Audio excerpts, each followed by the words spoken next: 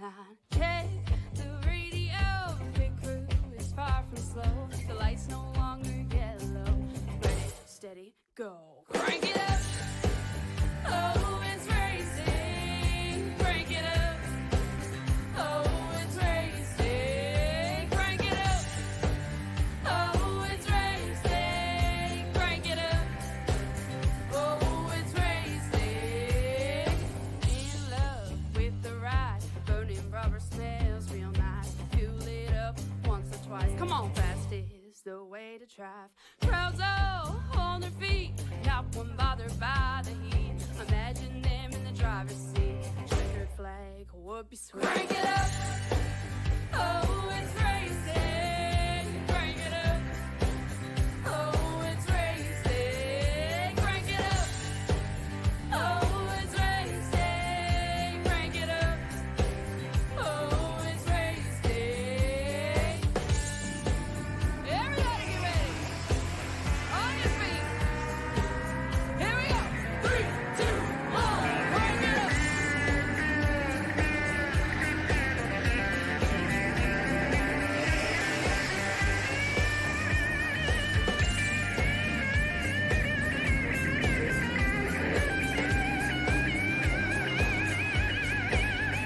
Crank it up. Oh, it's racing. Crank it up. Oh, it's racing. Crank it up. Oh, it's racing. Crank it up. Oh, it's racing. Crank it up. Oh, it's racing. Crank it up. Oh, it's racing. Crank it up. Oh, it's racing. Crank it up. Oh, it's racing. Crank it up.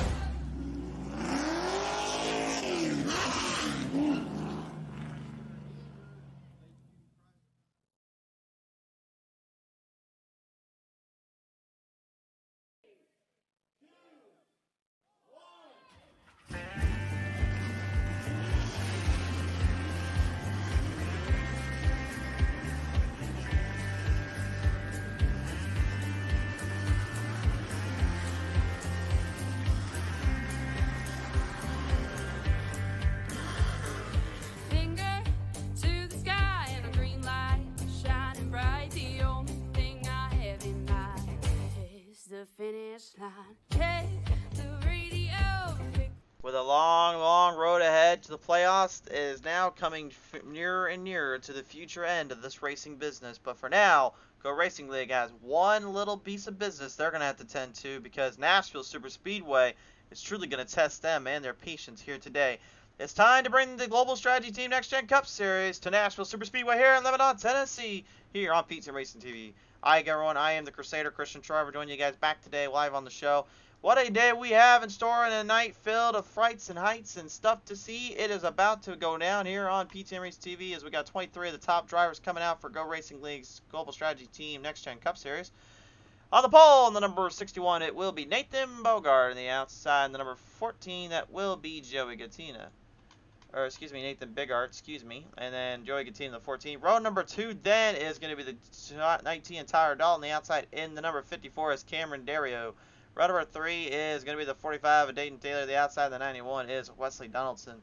Row number 4 is Scott Simley. The 7 the outside, and the 15 Scott Hudson. Row number 5 and the 9, Bobby Wetzel with the outside, and the big 36, Richard Crane. Row number 6 is Cody Sturgeon, 24 on the outside, and the 97 it is Jeff Ramsdell. Row number 7 is going to be Charles Van Schaik on the 22, the outside, 23, excuse me, the outside, and the 22 is the Wild Man, Alan Wild. Row number 8 and the 8, Maurice Burnett on the outside, and the 44, Christoph Hall. Row number 9 is the 20 of Joseph Wright on the outside, and the 18, Philip Schmetz. Row number 10 is going to be the 11 of Ron Holyfield, the outside, and the 39 is Kevin England. Row number 11 will be piloted by Ryan D. Cook on the 10 on the outside, the 96, Jeff Jerry Livingston, and finally Keith Prince in the 3 rounds out the field of drivers today.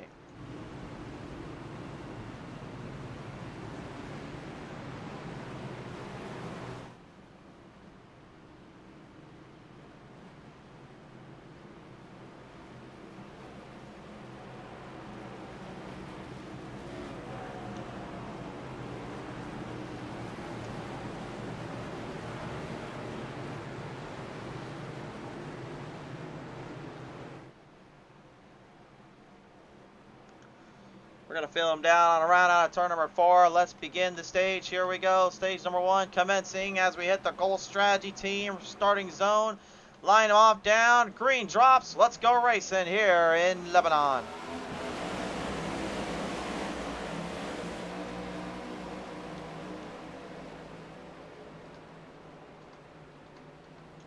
Hot shot right out of the gate here for the drivers here. They'll have to find and maneuver their way through the driverless or trouble current here. The turn's very going to be difficult to control.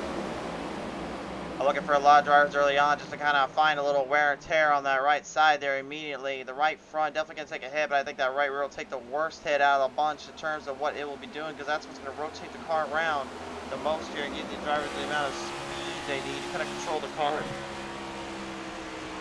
El Dorado Chantel Bottle says good luck tonight, drivers. Thanks for tuning on in here.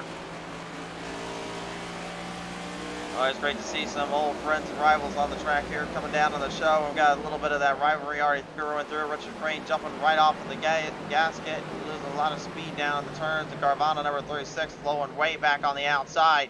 Couldn't quite get that car to square up as much as he wanted to there, and now throws himself into a bit of a long haul here.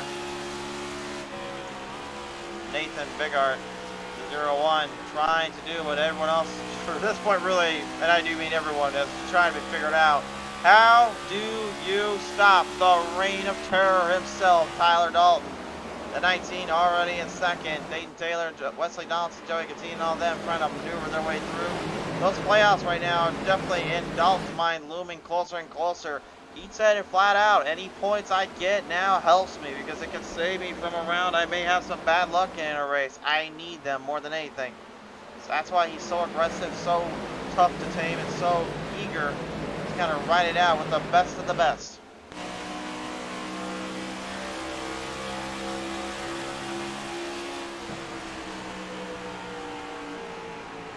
A little onboard there from Cameron Dario here at the 54 Toyota Camry right now, trying to stay a little bit right up ahead of Ramsdell Simley.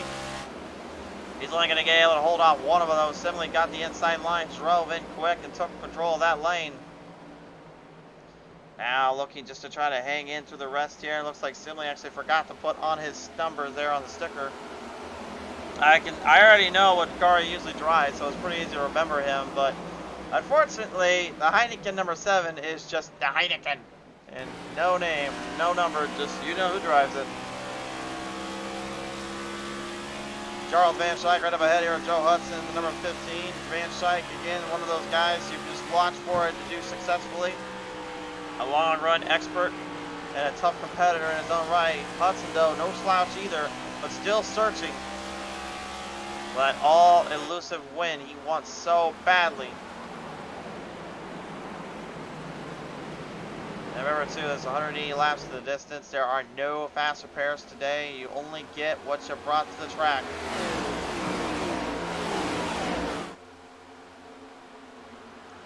Well, there wasn't any surprise.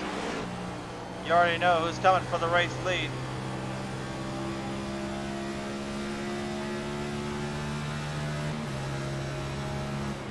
Interesting to see them shifting actually a little bit. Look at Dalton actually, he's shifting up and down. Well, that's not something I'm used to seeing from him, so kind of surprising honestly. These drivers are shifting actually in parts of the track I would not really expect them to. Yeah, and even on the short tracks, I still can't stand the fact that when they do shift in, it just kind of ruins the whole flow of their car and their whole power just to get them loosened out there. So one thing as a car definitely needs to work on is the short track passing in real life. But at least on the iRacing side, it does at least hold up pretty well, I'll say. And speaking of holding up pretty well, for a mile and a third, pretty good passing opportunities from Dalton already throwing his way. Throws the shot and the hit. Bigart and the number 01 Tracker Boats couldn't quite keep the basketball shots ahead of the Sim 519. Dalton, like I said, guys, he's just going to be one of those drivers you just watch out for, especially with how late in the season you're getting, how late in the runs you're going to get. These drivers are constantly, and I mean constantly, trying to find ways to better improve themselves and better themselves physically and mentally. But when you're driving as crazy and as hard as you have to in these cases, it's almost just a no-brainer. You're going to get thrown around for quite a long time. And some of these rides here, these drivers take, they are taking full control of them.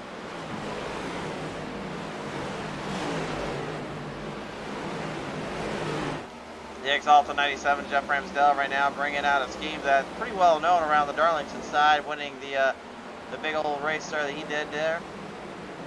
Took home that little throwback win for William Byron, but today Ramsdell stealing his car and stealing his momentum and probably stealing a little bit of his identity, taking that number away from him.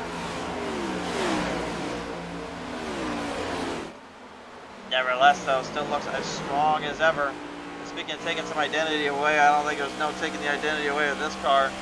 This is absolutely a beautiful looking Ford Mustang with the Dodge scheme painted on it, but I will say, the only thing I really can't stand is the fact that this isn't an actual Dodge that Wetzel's running, but I mean, for all throwbacks out there, it suits its style. It's just the look of it, so I'll give him that.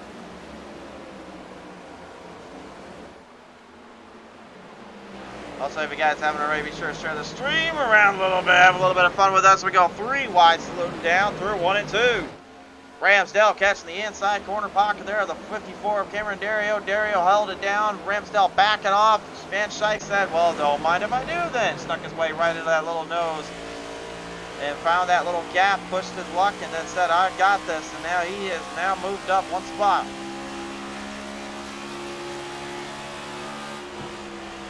As they all trying to hunt down Tyler Dalton. Right, meanwhile, his competition have a little fun for a second. And again, they don't have to necessarily worry about the long run right now. They just got to worry about not letting him get too far ahead. Lap 40 will be our stage 1 break. Lap 85 our second stage break. And then finally, of course, from there, we just let them ride it out into the distance. A lot of hard racing for these 3 drivers right now. Wesley Donaldson, the 91, the Euro 1 of Nathan Bigart, the 45 of Dayton Taylor. All in it to win it. Sammy Harrell says, put on a show, boy. Sammy, we do miss you on the track, but it's good to hear you, sir. Speaking of coming back on the track, Joey Gattina, the number 14, back on the board here and back on the show. We haven't seen him since the Truck Series times, and I think this is honestly our first appearance in the Next Gen Cup Series.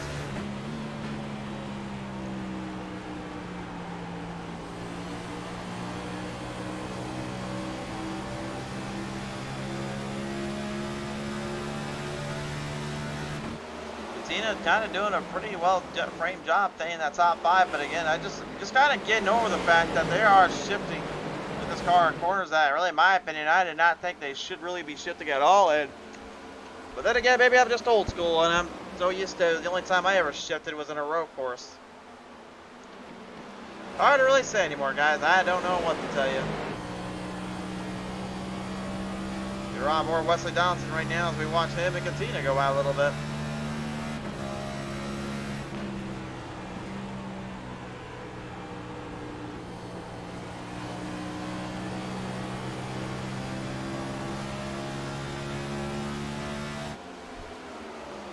And again, you might be wondering at home, well, why is he just trying to get a little bit closer up to him and trying to build more speed? Well, the thing is, you got a lot of strategies you got to play up with here. You got to make sure you're not burning that tire up on this right side. You got to make sure the car is still rotating throughout the track. You got to remember you've got 3 stages. And then also you got to factor in just the wear and tear from day to night transition. Obviously, it is nighttime out here right now, so the track is cooling off a little bit, but what that does mean is, it also means the drivers are having to now adjust the strategy on the fly from a heated track to a much colder track. When I got on here and I came down on the track today it was really hot out here. It was pretty much Tennessee heat, alright? It's as if I literally took a bit of Jack Daniels and I put a little bit of Hennessy in it and I called it a drink. Although now that I think about it, I should probably just call that Newfoundland Screech because that is some overpowered rum right there. And those are two whiskeys even put together are put to shame by what I have felt from the Screech. Besides, obviously, the usual Tennessee kind of style of the drinks out here, we also got to kind of mention the old Music City style here. Of course, Nashville Fairgrounds not too far. Neither is Nashville around here. Nashville, kind of the host for all the music and love that you bring to the table. And right now, I guarantee you, Dr. Dalton probably put a radio in that station. And you know what he turned it to? I'm pretty sure he turned it all the way to a little track from Johnny Cash that says, "Ain't no grave can hold my body down," because nobody can hold him down, so there is no grave that can even dare hold him down. They have called him, and I have since repeated it, the Reign of Terror. And he is just leading this group outright.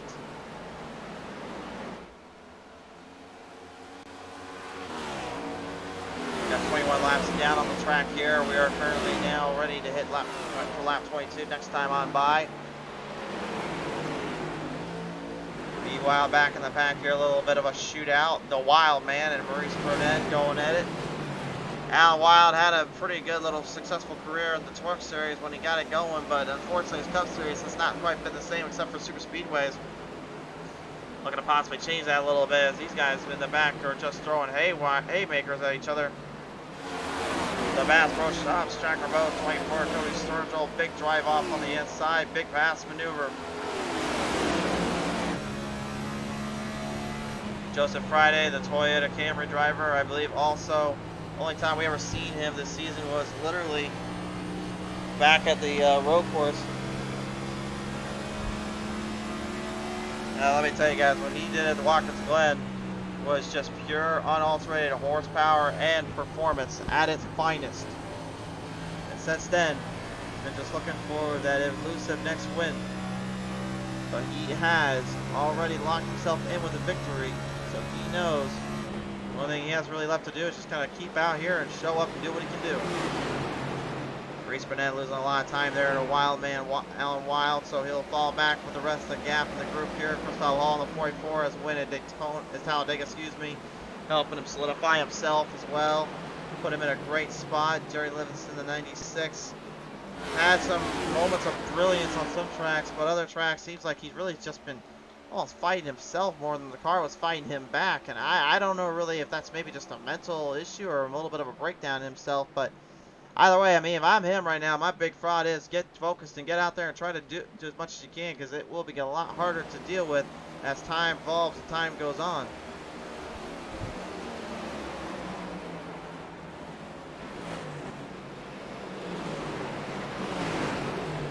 Side by side down into the corners here. The number 10 of Ryan D. Cook getting some runoff on Livingston here. Maurice Burnett jumping up in there as well. Ron Holyfield, the 11, still in position. As the drivers now just continue to be separated more from the Reign of Terror, but Dayton Taylor and Nathan Bigard are not far out of this one. The Beast, 45. Dayton Taylor right now just looking to try to squeeze more stage points, squeeze more wins out of this race car. Belmont Energy Beast is on. Board camera has been set in stone. We watch on as he continues to battle it out.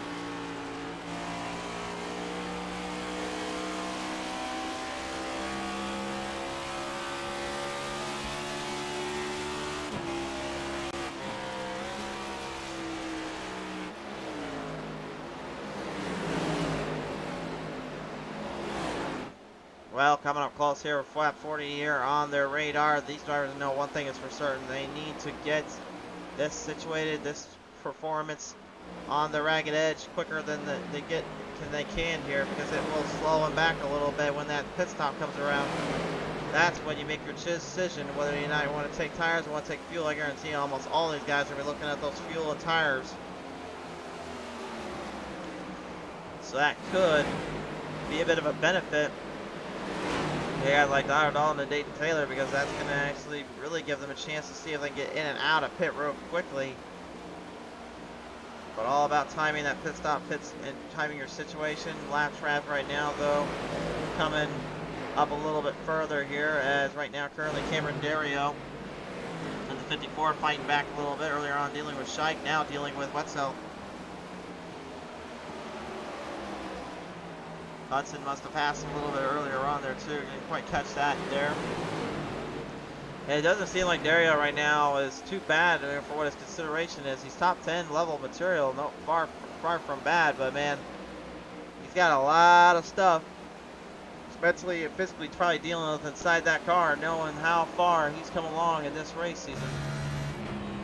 Oh, here's a guy that knows a thing or two about winning as well. Christoph Hall timing everything perfectly at Talladega on the final corner there on turn 4, jumping right ahead, and really, in my opinion, kind of set the bar in terms of just what a driver, maybe not quite at the extreme high pace speeds, can do.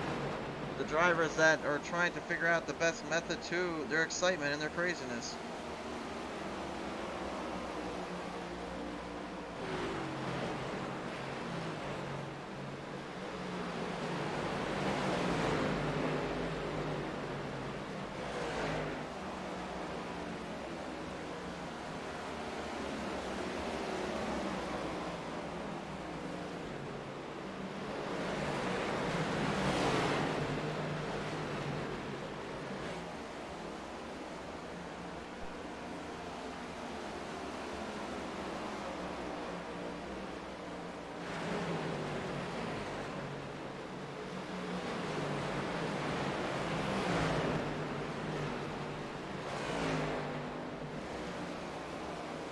Laying it back down around the track here. We are coming up now. Only 9 laps to go.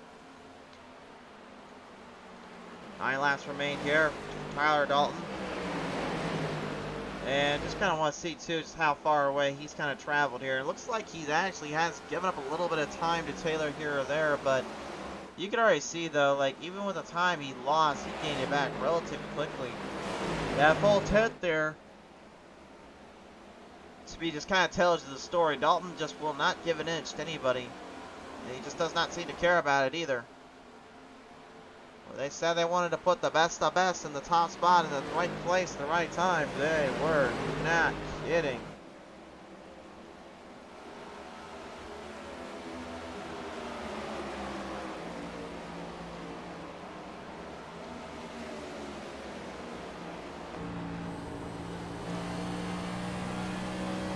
I think we're going to take a full lap around here with Scott Sinley here, and I want to just kind of talk about this track for a minute. This is a concrete surface, concrete slab, hard, kind of obviously very similar to Bristol Motor Speedway, but really this is a mile and a third in length. The banking certainly throws you for a bit of a loop, certainly throws everyone for a bit of a drive off. Hitting your marks and hitting your turns extremely carefully is crucial here. It can even force the best of drivers to make very critical and crucial mistakes here. The name of the game though is aim towards that bottom, let it roll to the top, and go from there. So smooth transition into the corner, fast transition out of the corner. Do you see what I mean there? He's noticed how right there Scott Simley goes into that 5th gear. Right as he's already in the 5th gear, notice how he's already on the brake, letting the car kind of settle back down. But as soon as the car is settled up enough, he immediately gets back into 4th and just accelerates it to try to build more power up to catch around. Nathan Bigart, by the way, fighting a little bit hard here at Nate Taylor. Both guys right now just giving Tyler Dalton a lot more time to just live and breathe and have his room to himself. You think right now the way they're driving, they're probably racing for the lead, but Stafford is only running for 2nd. Joey Cattina in the 14, not actually too far out of it either. He's kind of playing his own little horse and playing his own little fiddle, just trying to see where these two will go. Will the Beast hang down the Bass Pro Shop Club's 0-1?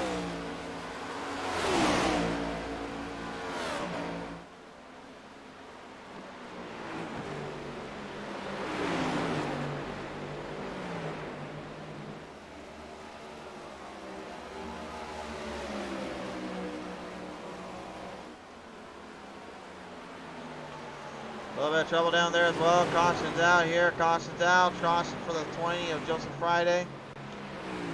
And it appears he's got a mechanical problem down there in the number 20. As the DeWalt machine has come to a dead stop here. It looks like a turn number 1 and 2.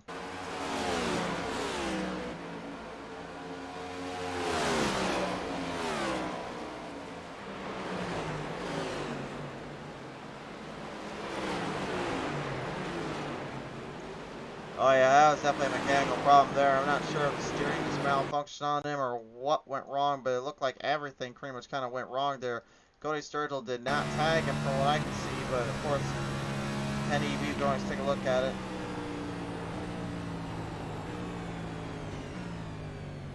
No, that was all him. Weird to look at, because honestly, it looked like he completely lost power. I don't know if he lost power or if he just lost control of his equipment here, but that threw him back for a wild little move there. He's gonna fall a lap down, so he's gonna try to get that lap back by going around the track here. We're going into pit road now. Here is our pit stop counter. Looking high, looking fly, looking to drive him out. Tyler Dalton looks like right side, so we take lefts. Yep, all side tires for Tyler Dalton.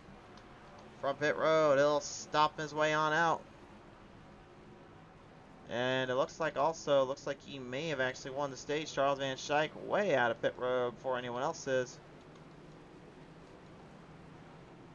Everybody quickly trying to get in and out and just trying to muscle their way through. A lot of 4 tires and 2 tire strategies here. Mainly 4s and fuel for everybody here that I'm seeing.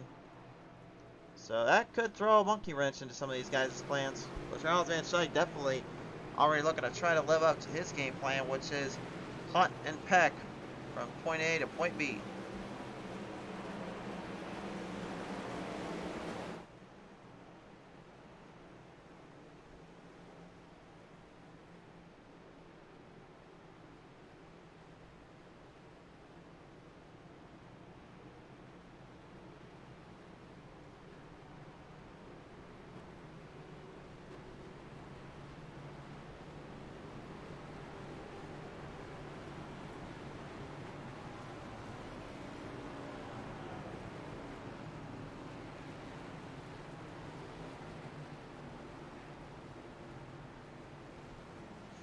So Charles Van Schaik back in pit road. Looks like that strategy didn't quite go the way according to plan as you want.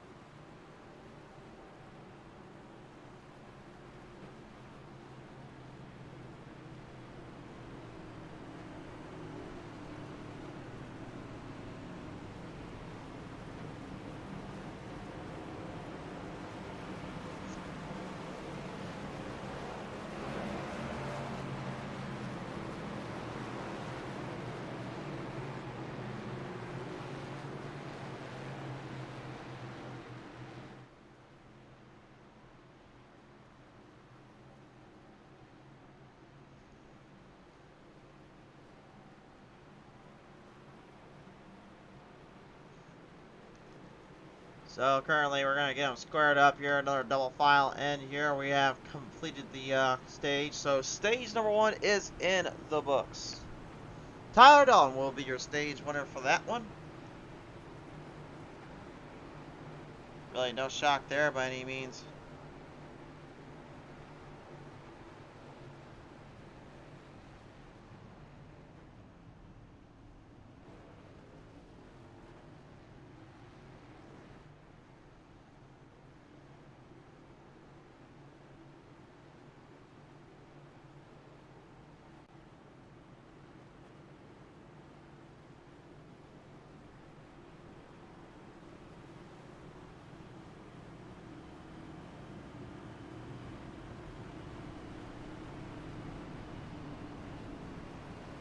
Double them up, ready to roll yet again down the back straightaway here. Every driver now looking to pour on the gas and pour on the momentum.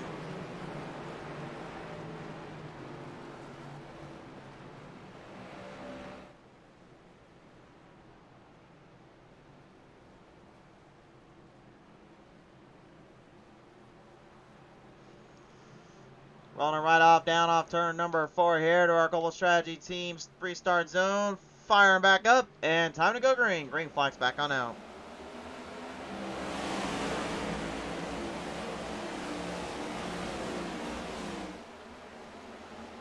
Dalton, immediately, gonna try to strive and conquer the field out.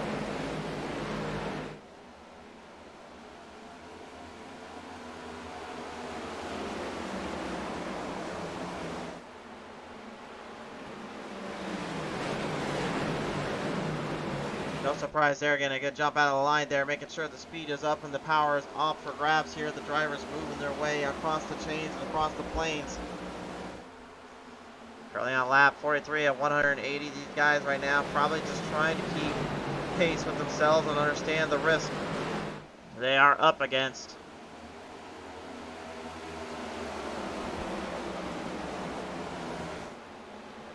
Wiring him down right now. Bigard looking to try to show he's got a bigger heart than Dalton does. The Reign of Terror's got company on his back door.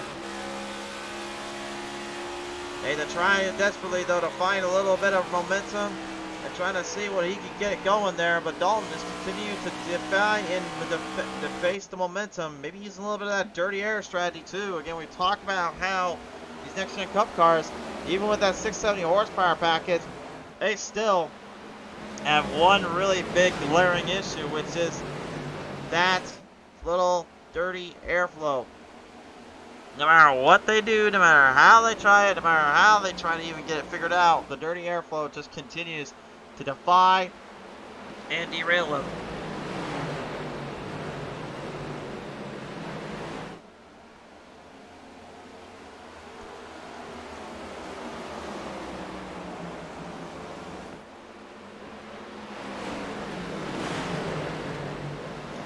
Running it right down in Wesley Donaldson, that 91. Look at him just continuing to hold pace and hold true to what he's up to with David Taylor. Trying to almost force him into a big selling area, a big degree of manipulation and control. And Cameron Dario not far behind. Beast versus Monster Energy Beast versus the normal drink. Trying to see which one is the better.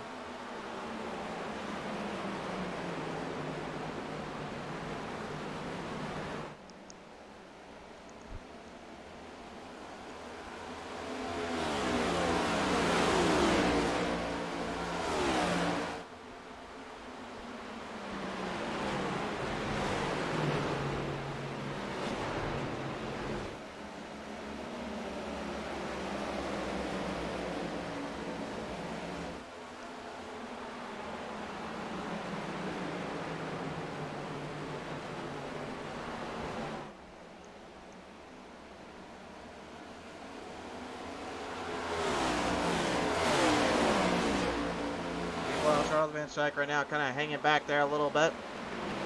Currently, probably thinking he doesn't really care for Monster Energy. The only thing he wants is a good ice cold Coca-Cola from his brand.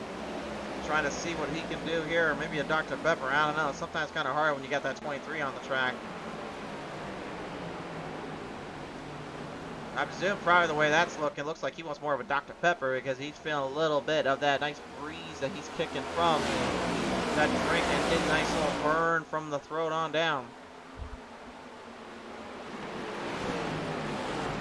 The only thing he doesn't want to know, though, is those tires may be burning up a little bit too with them. Dalton and Bigard right now still at each other's doors, at each other's game plans here. Every driver just trying to make the best out of their situation.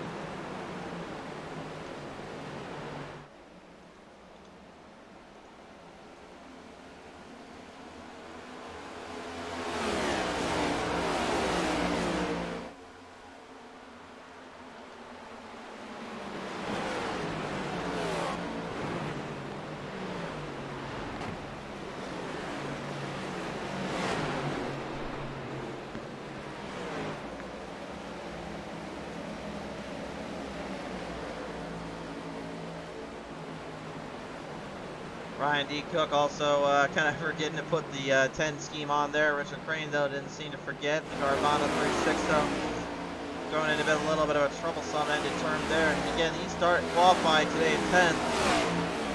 Hasn't really been able to kind of hang with these guys in terms of that position or that kind of key atmosphere. Making it a lot harder. Have to work his way around, have to work his way through any of these kind of ordeals, these kind of positions.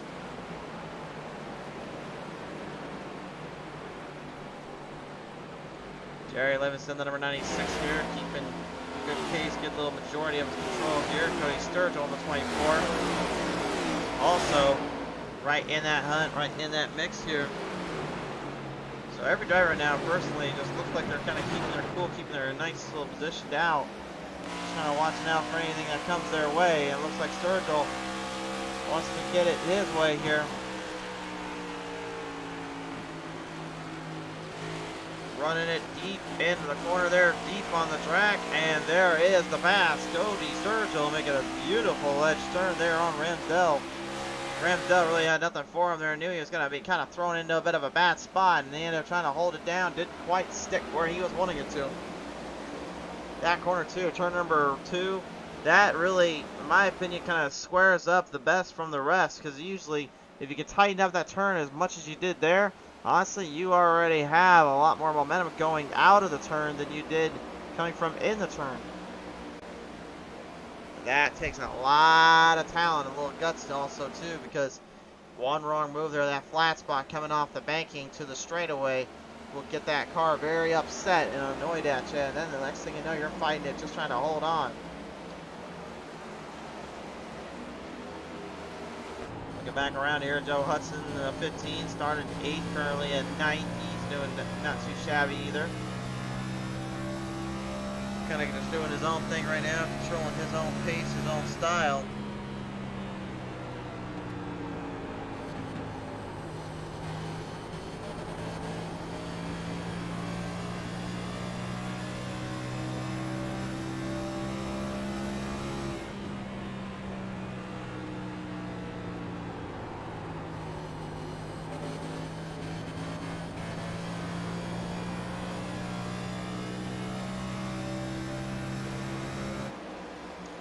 Raw power and the speed these drivers contain in themselves and inside these cars certainly showing a good majority of what they want to do and what they're up to here, but it's so far just been, in stage 2 anyway, a little quiet, if I'm going to be so brash to even say. I say quiet because, again, I'm not inside that car actually. I'm not actually rolling through the corners, rolling through these turns. The broadcast then just does not truly put it into perspective on how tough it is to actually work this car, to actually hold this thing on line for constantly as many laps as constantly as many controls. And then you got moments like this when someone just starts sneaking up on you. That's when the battle begins, and that's when the thrill ride starts. Race Burnett currently the H, sticking it right to Ramsdell there. Ron Holyfield also in that mix-up. Looked like he maybe was thinking going 3 wide and decided to back away.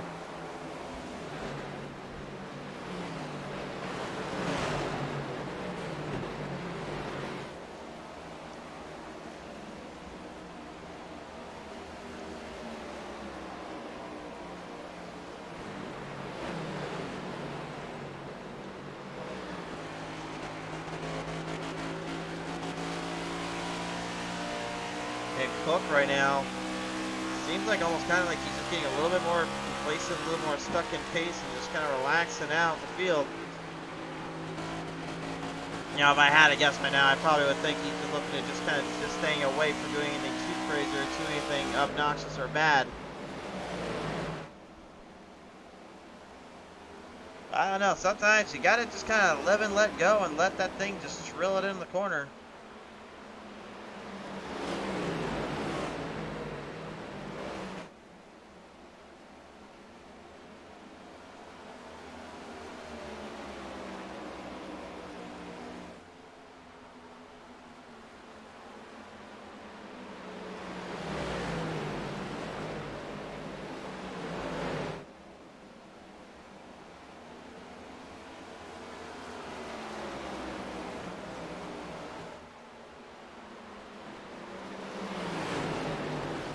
Tyler Dalton still, at the moment anyway, your race leader. Nathan Bigart, Joey Gattina, first, second, and third between these 3.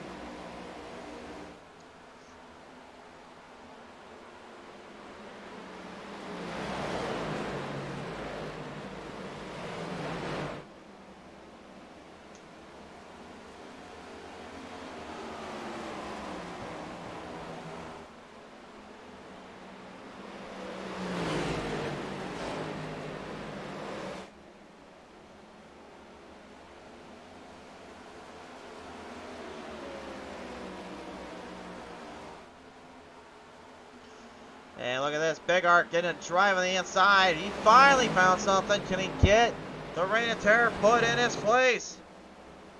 Oh, he's just looking away from the camera for a second. All of a sudden, Bigart just literally jumped right in there. I don't know if that was a mistake by Dalton, or maybe that's just him toying with him, but it's hard to say sometimes that old Reign of Terror. He has a habit of messing with him a little bit.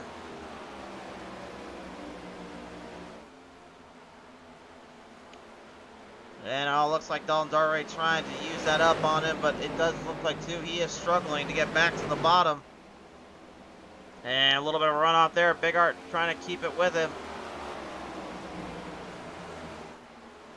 I mean, if I'm that 0-1 right now, I may be thinking it might be time to start kind of rattling some gauges up a little bit. Start kind of, you know, poking the bear around a little and see what happens.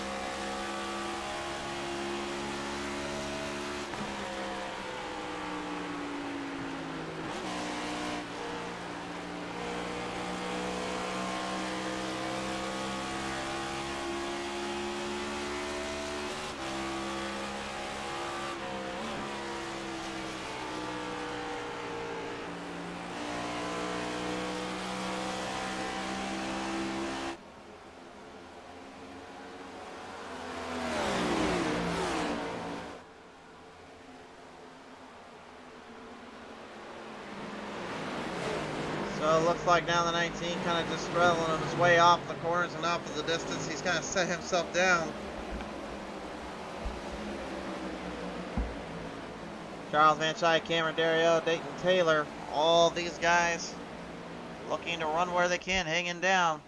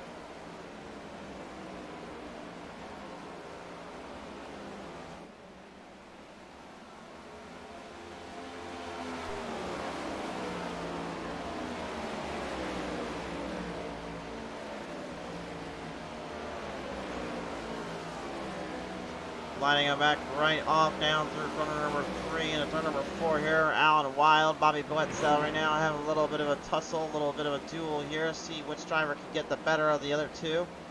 Both guys looking just trying to keep their playing fields even, trying to set themselves up on the bar. We're currently right now looking at lap 85 as our stage break, but we saw what happened in the last stage. Things can change, and it's not because they changed.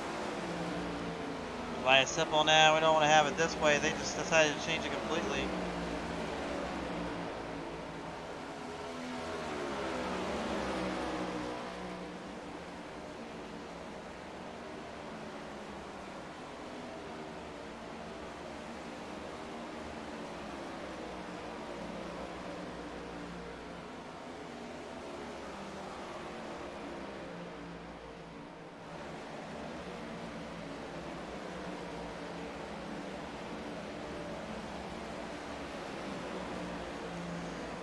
Looks like Ryan D. Cook in the number 8 looking, or 10, excuse me, looking to put Maurice Burnett in the number 8 is what I was meaning to say, into a little bit of a dogfight here. That Budweiser number 10 right now trying to find some openings, trying to find some game plans and some strategies to hit up on Burnett, but he's not quite getting that run he wants.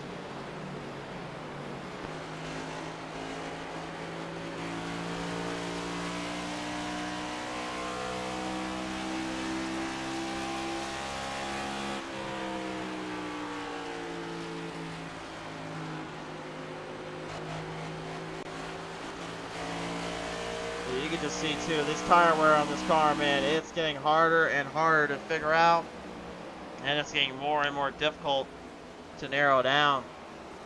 But it looks like Ryan D. Cook didn't have to narrow down to anything else but just drive the line, drive the speed, and go from there.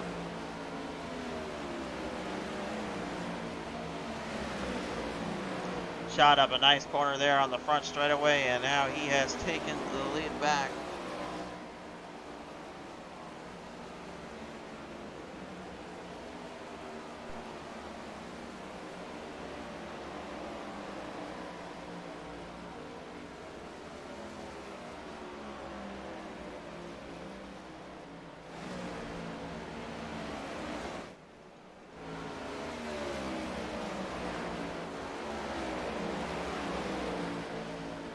Every driver right now just currently looking to keep their paces up. Looking to see where they can kind of lay down at and fire up for the rest of the speeds.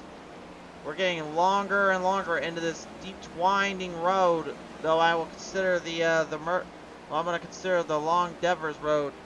The Long Devers Road is one of those tracks you just know you're going to have to figure out a strategy and then put it to all to good use here. And speaking of that, it looks like Bigard finally catching a break on Dalton. Did completely miss that. All of a sudden, the Reign of Terror opened the door up, and it looks like Bigard finally found something here. So I could take a look at the replay here and see where this exactly happened at. This was quite a few laps back, actually. I didn't even notice that. Alright, let's go back. Lap 68. Everything just kind of flip-flopped on me. I saw the line timing sheets just change on me, but I didn't even see when the pass was made. See right here. This is lap 68. Here's the back straightaway. Look at Bigard there, man. Just absolutely taking control of that. And threw him right on the inside, and from there he didn't even leave him. He didn't even let him get by him. A genuinely shocking moment there. Bigard finally getting a run there on the Reign of Terror himself. Wesley Donaldson, the 91, trying to roll out his own little terror mystics. The WBD Diecast 91 right now, trying to put Chevy on the map here. This is kind of shocking too to think about. Every driver in the top 5 is either a Ford or a Toyota. I'm not seeing Chevy anywhere in this one right now. Now again, it can change, and by golly, I believe it will probably change a little bit. But just think about that for a second. You have only one Chevy that's anywhere near the top 5, and the others in the top 10 are only Fords Toyotas. How many times in these racing videos have I ever said, like, mostly it's the Chevys that have got the leader in the trucks or in the cup or anything like that? Well, it seems like that's completely flipped its way around.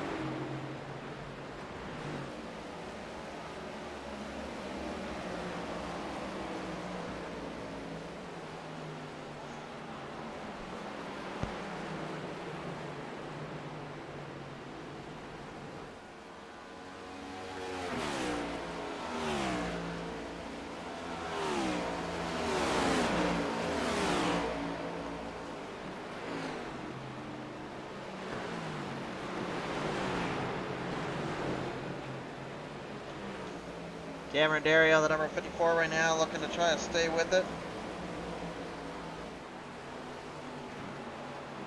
Dario still lined on the shot, lined in his area. And again, we've seen some great performances by him this season, as we have last season as well. But this season it seems like his biggest claim to issue and fame has always been just trying to roll the corners, roll the dice, and hope for the best.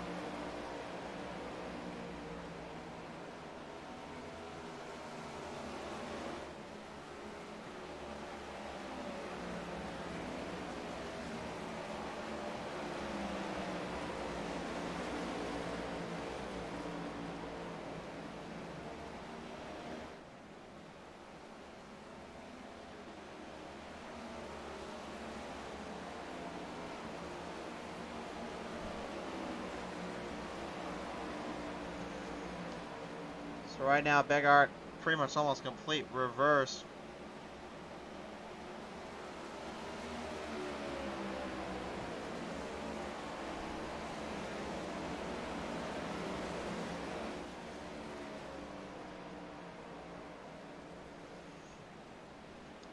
Bigard knows he's currently in a long problematic zone right now, because he knows that his strategy is being shown to that tough little animal back down there, and he knows what he'll have to do in the next stage, which is the final stage, of course.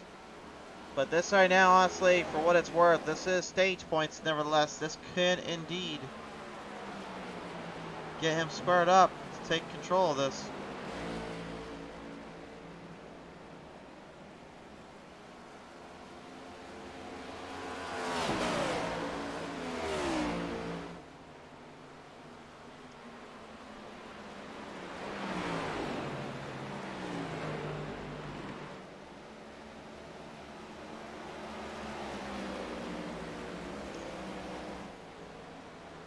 And it looks like Dalton already playing up to his usual tactics.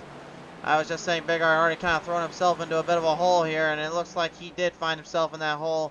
He's going to pit road now. He just could not get it to last out long enough. In fact, that caution that came out earlier may have had something to do with it. And it not only cost him his run that he was looking at, but it also put his fuel and everything out of his hands.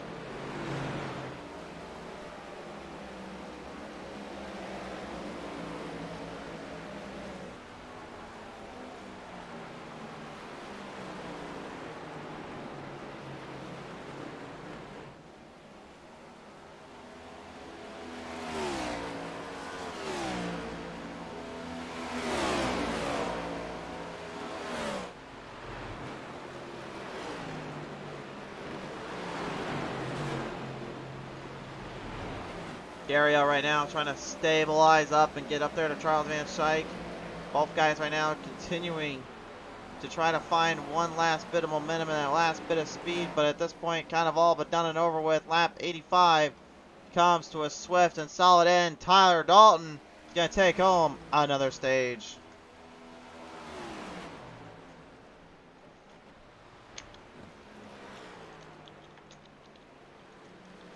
So the stage is set here for our final ride into the top spots. Dalton knows he's going to be hurting on fuel though. Being halfway done in this race, he managed to at least sneak it out this long, but a lot to go down today.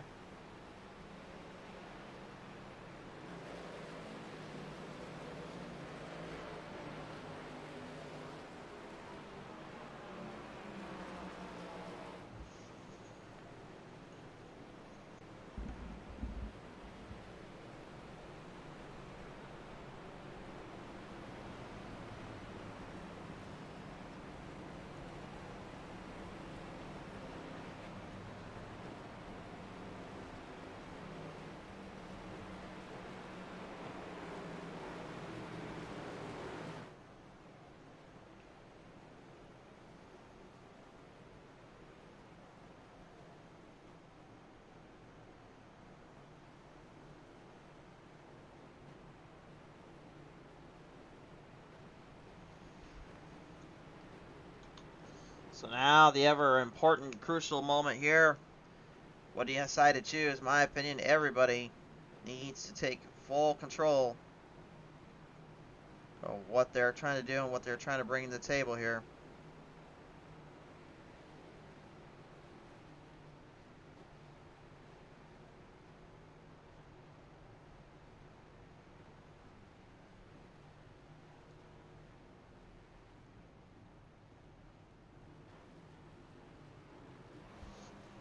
From pit road, look at this! Joey Gattina getting one up on Dalton. Although Gattina, 10 seconds in pit time here. Dalton, 15 seconds. Jeffrey Ramsdale going 10 seconds. So looks like only right side tires on Gattina. Everybody else going with a completely different strategy here. Very, very interesting run here coming up. But we saw what happened last time.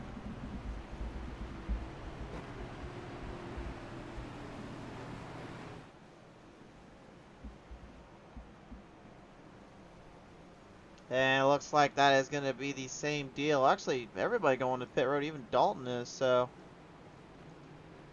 And I'm not sure what's going on with Gattina. I'm not sure if he had a speeding penalty coming out of pit road or what happened, but not what he wants to see or do there.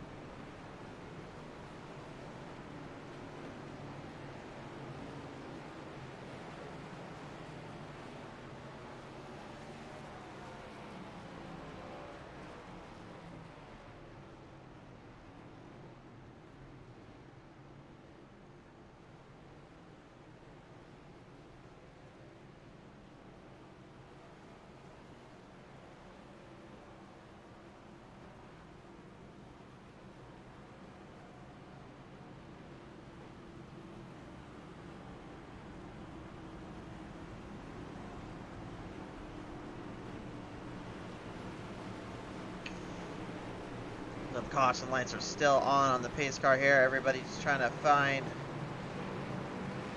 their area in line to shoot out from.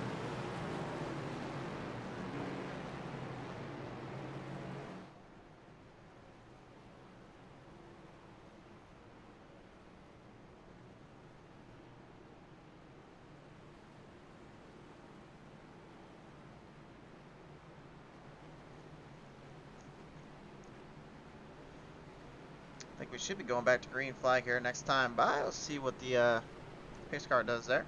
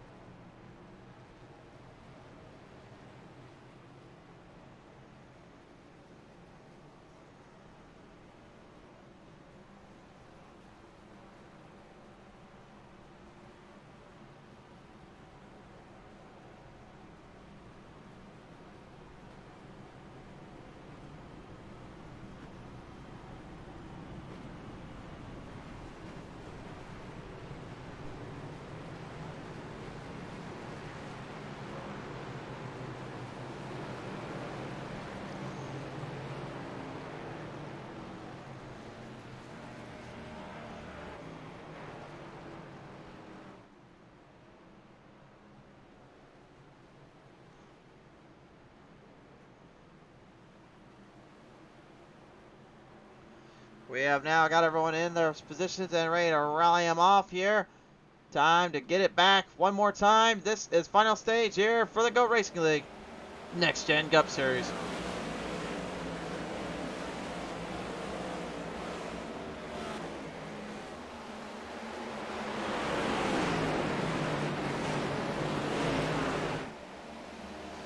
Boy, talk about just lowering that throttle up a bit, just letting her rip. Man, Psych, your leader, Wet Cell behind.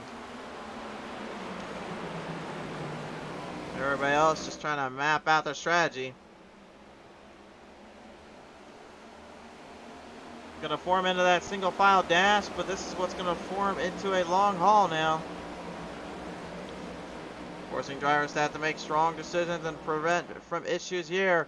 Wet Cell and Van Schaik. Big run coming up on the outside. Both guys heavy on the throttle.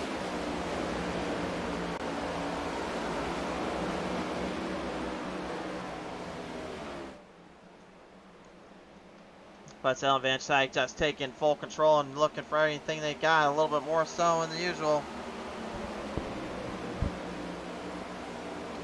Tyler Dahl and Jeffrey Ramsdell now going head to head with one another as well. Ramsdell, though, not going to be able to hold him down up there. That bottom lane is the right place to go. Well, Wet Cell is your new leader here, folks, and he's already now putting it to good use.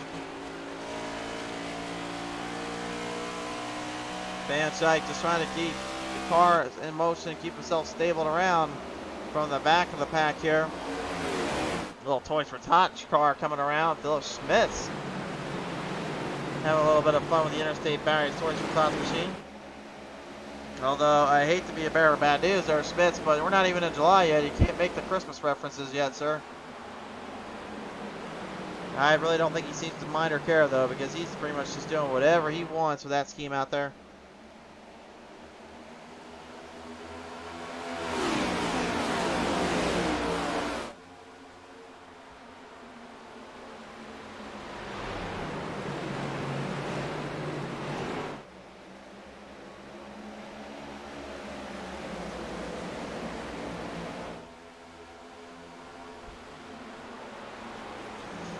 You see the battle starting to be a little bit more narrowed down, a lot more hard to kind of configure in. Van Schaik giving Wet Cell a big little bump back in the back. Gave him a little fist bump down there, and looks like he was trying to kind of get him a little bit moved up a bit. Didn't quite stick where he wanted it to, but he sure got a lot of momentum on it. These cars, though, man, I tell you, they are absolutely hard to get out of the way or get them moved up a little bit. They have a very strong steering pinion in there in the rear, so it helps them actually keep them straight. And when you keep a car straight, it's a lot harder to get them loose.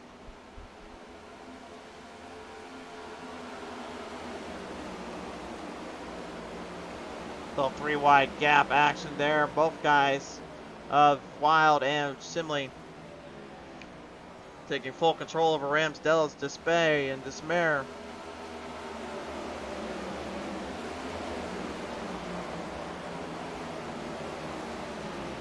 Might be looking at trying to keep every little bit of ounce and gap he can on the track here and try to sell himself back down a little bit.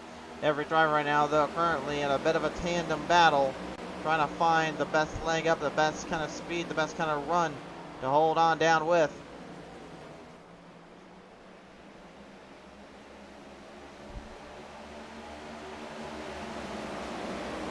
Dalton already now going deep into the inside to make a pass on Ryan D. Cook, but the question is, does he burn his tires up a little too much down there? Hard to really say, but doesn't seem to mind his factor at all. Ryan D. Cook, though, mechanical problems down there, and now he's going to have some even more troubles because he's having a glitchcraft or gremlin issue.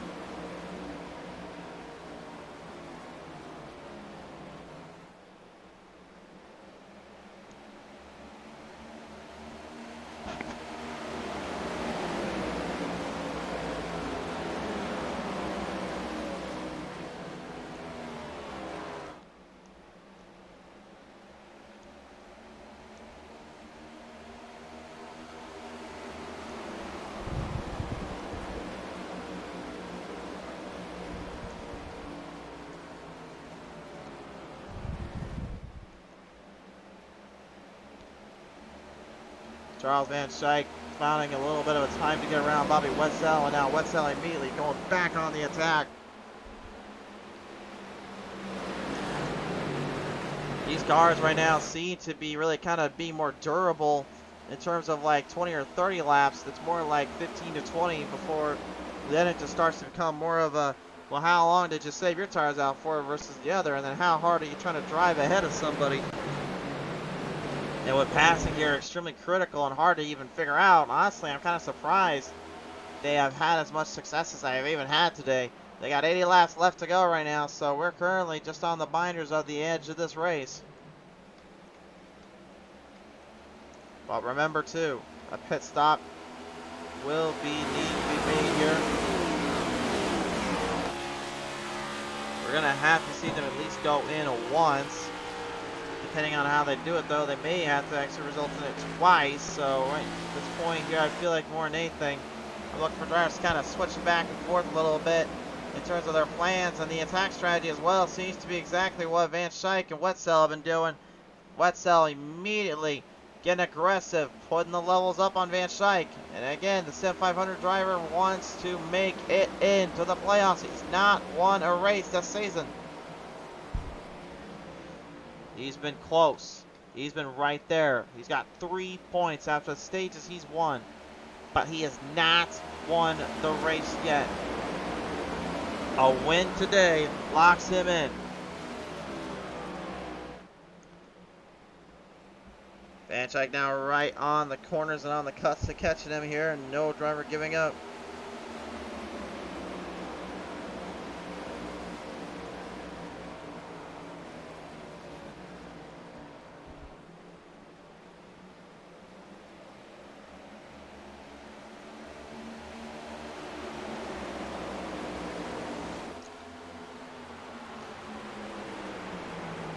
Van Schaik, look at this, back onto the crossover edge. These two have just been crossing each other over left and right. Maurice Burdett and Tyler Dalton waiting and wait for one of them to make a mistake so they can take control of this race. Who would have thought, though, Van Schaik and Wetzel, two guys that were starting in the back, moved their way into position from pit road, and now look at this, just two heavy hitters going back and forth, neither driver giving an inch.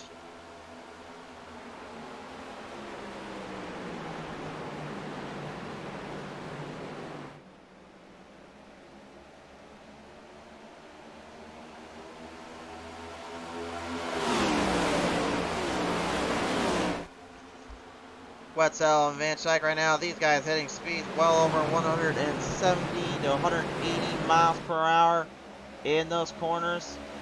And with these guys battling as hard as they are right now, 170 miles per hour probably feels like just a 20 mile per hour little battle and a little shootout between these two until they start to get a little too close.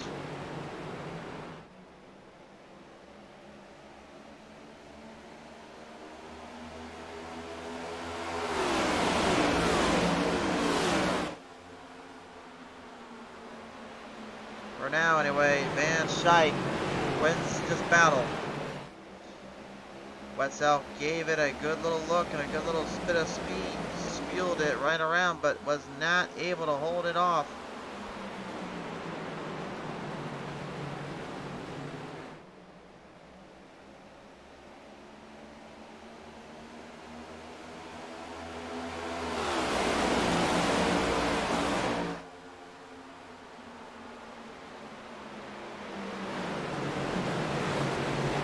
Van Schaik's already came away with the winner this season here. He's got 2 to his name, actually, but I guarantee if he probably could, he probably wouldn't mind having another one. He did say the same thing about state points, which are they're extremely important, and those points going into the playoffs will make it that much more critical. Big battle back. Wetzel and these two, I don't know what in the heck these two have ever done to each other in this race season, but man, they are on an agenda. They are on a fever pitch of just trying to take it to one another. Wetzel loses this one. Van Schaik jumping it right ahead. But I didn't focus so much on them. Now everyone in the back closing up the gap. Everybody getting really tightened up. Where on earth is this coming from? Seems though nobody now wants to be left out of the party. They all want to join the group and they want to join in. Well, right now, currently, they spread them out just a little bit more. Nathan Bigart there in the 0-1, jumping it right ahead of Dayton Taylor. Dayton Taylor right now struggling to get back to the bottom lane. Found himself kind of trapped in a bit of a bad spot there. Now he knows what he's going to have to do, which is try to get a little bit more corner off, a little bit more ground clearance to hang in there. 70 laps to go. That's time on by, too. And now it is starting to be a longer run.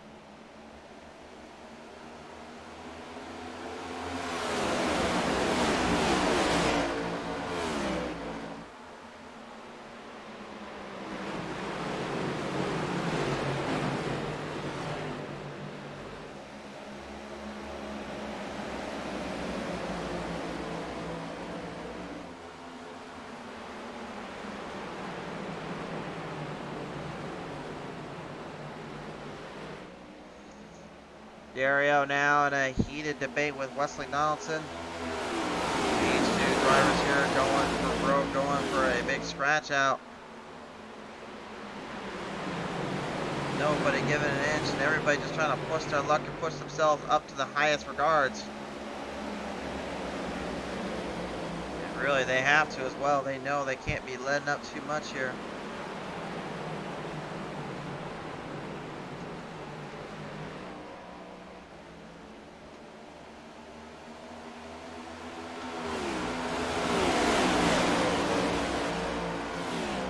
Scott Simley now looking to swing the inside lane, looking up in the front as well here. They're stacked up again. Maurice Burnett now struggling to keep Wetzel out of bay. Tyler Dillon has now moved into second place. Wetzel looked like he may have overdone his speed there. Battling hard with Van Schaik. Van Schaik on the outside may have actually secured him a little bit. I thought honestly he was burning his tire up trying to do that, but now that I think about it, Wetzel had to drive into the corner just to catch him. I think when he did that, it actually completely ruined his entire speed.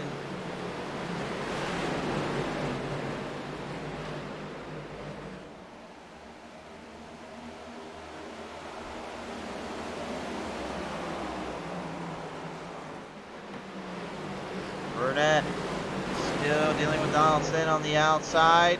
Simley, D. Cook, and all them kind of doing their own little battle. Ryan, Joe Hudson, and Dayton Taylor trying to bring the heat as well. Every driver right now just trying to stable up a corner, stable up a run, and then find that extra little game plan. You're on board with Ron Holyfield.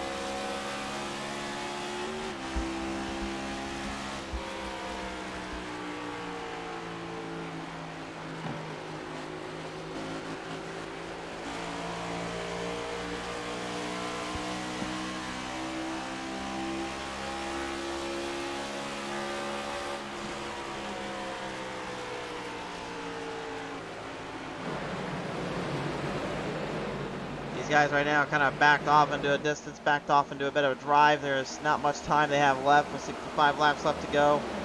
Only thing they can really do at this point is just kind of hope for the best and bring into whatever they can from the rest. Wetzel right now got to be infuriated with himself knowing that he let one slip again. He's been so close to getting that win to get himself locked in with the playoffs for sure, and also to get more playoff points for the long haul that he'll be playing against. But it seems as though this has just not been his race and not been his day. Nathan Biggart, 0-1, trying to do what many are trying to figure out, which is how to catch back up to the field. Last time we talked about it was Dahlnose leading it. This time it's Charles Van Schaik. But now, that could change. It could change real quick. Here, look at Dalton getting a lot of speed there on the 23. Van Schaik on defensive mode here, and you know one thing's for certain. He does not want to live off that spot. He's forcing Dalton to make a choice.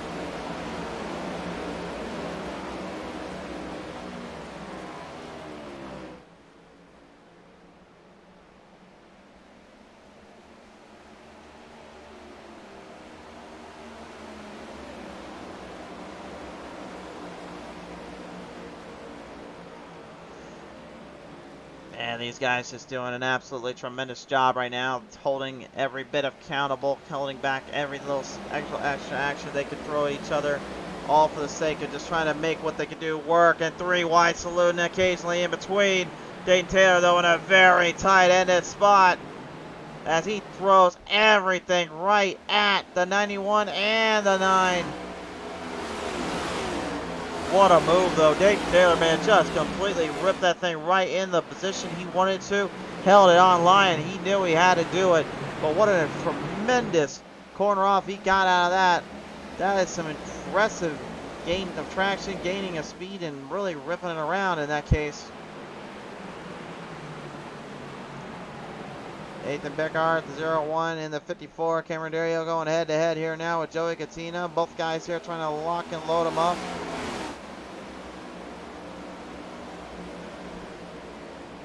Look like locked and loaded guns right now, just trying to do the best they can with their circumstance and their situation.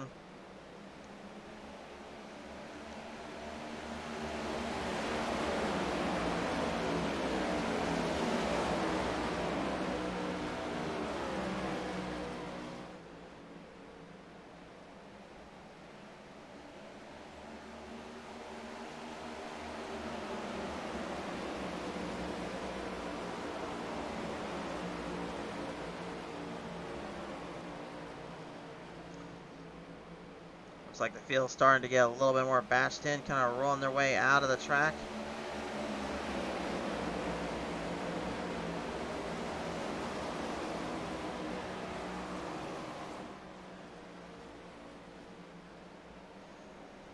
We're gonna a little charge off down on the edges here. Kevin England down there also just trying to stay out of the way of trouble. The 127 Buffalo Wild Wings machine not been up to par as he would like it to be today.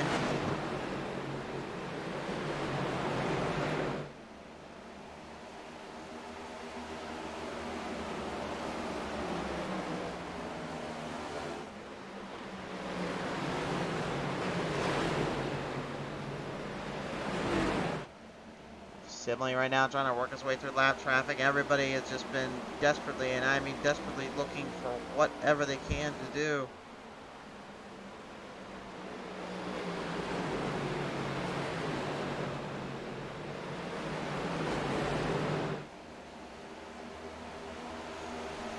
And the more it goes along here, guys, the more it just becomes more of a kind of a last-ditch effort, last-ditch fight out to figure out who can topple the best and who can topple the rest. Van Schaik right now just barely, and I mean barely, holding the race lead away from Tyler Dalton, because now even he's got more company. It's Nathan Biggart in the 0-1, and Biggart is without a doubt looking to try and map his way in to the elusive playoff positions. He almost won it out in the big event down there for stage number 2, but unfortunately wasn't able to keep enough fuel in the speed department. And now look at him trying to do what he can do here. He knows he's close. He knows he's getting far with this.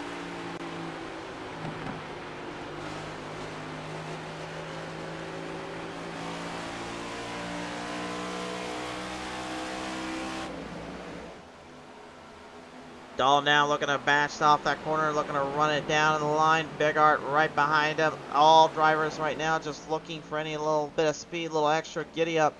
The power of these cars are making their presence well aware.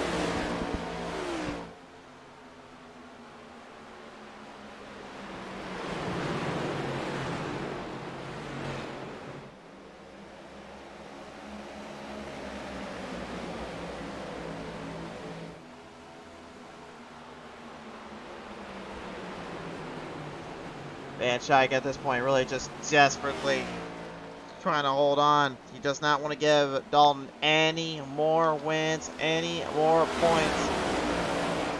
Because you know why? The biggest thing there is, that's going to basically force him to actually have to race a little harder and a little stronger throughout.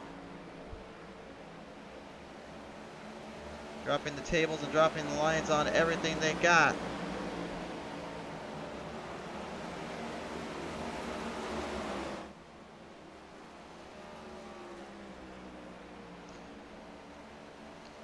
Field right now getting farther along. Randy Cook been in pit road for a little while and he's lost a lot of laps. You have an England, Joseph Friday, both drivers pretty much out at this point. They're trying to catch up whatever they can get back in this one. Currently anyone at 17th is on the lead lap, but they are also trying to hang on, trying to do whatever they can.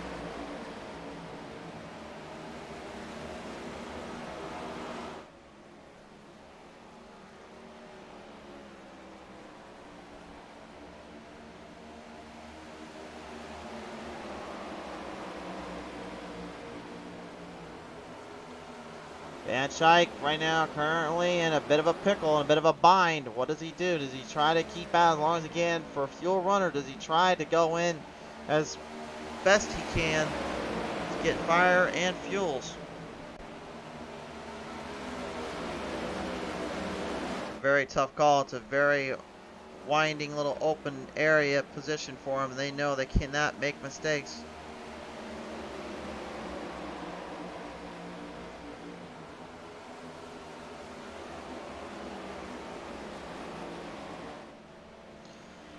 Dalton right now, I gotta believe what he's up to. He's probably looking for control and a bit of a decoration here, looking for whatever he can get in each position, each spot he can. Big Art, my opinion, is probably just looking to find a way to topple down Dalton there after that stage one battle he had. Looking to try to get some sweet redemption, but these guys, yeah, right now they look like they're all saving their equipment up for this last bit, honestly. Oh yeah, I can actually hear it now too. I can hear those fuel cells being shut off. They're clutching the cars in right now. You hear that? That's fuel saving right there. Dalton again, he's got power, he's got speed, but it looks like Van Schaik is also thinking the same thing, and the only thing he's doing is just trying to save out as long as he can. Remember, these guys got about a 45 lap to a 40 to about a 45 lap fuel run. If you see the window they're at right now, they're pushing it.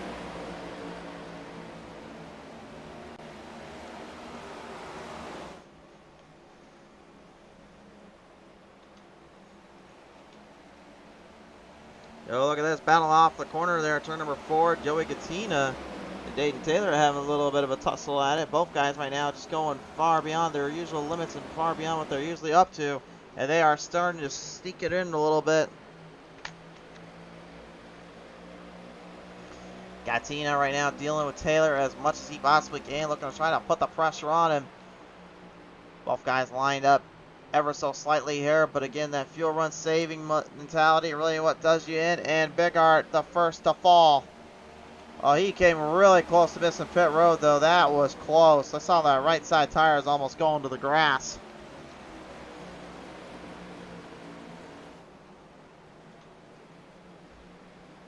Van Schaik. Oh, wait a minute. Look at this. Van Schaik. Big opening. Big opening there. And it looks like Van Schaik may have just realized a big mistake. Dalton finding a way around him. Takes control. Not going to pit road either. Some guys are, though. Simley and Donaldson. I'm not sure if Van Schaik was just trying to save up a little bit more, trying to be a little bit better about his fuel regards, but that may have cost him, honestly. Dalton, Dario, and Taylor, they're all looking to try to square this up. Battle of the Monster Energies here. Van Schaik going down. Looks like he's going for pit road.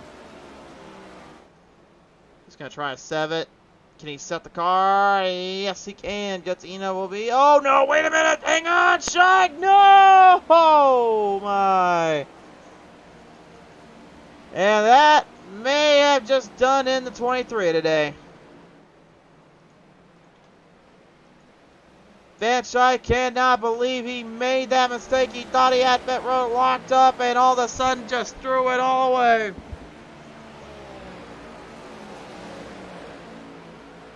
Oh my goodness. Tyler Dalton going to get in. He's going to pretty much get a free ride here to pit road. The only thing he's got to do is just make sure he does not screw this up. He'll be okay. Hudson, though, a little bit loose entering in pit road. He almost cost himself. Simley and Donaldson now, they're looking to get their lap back, and they're going to try to hurry it up.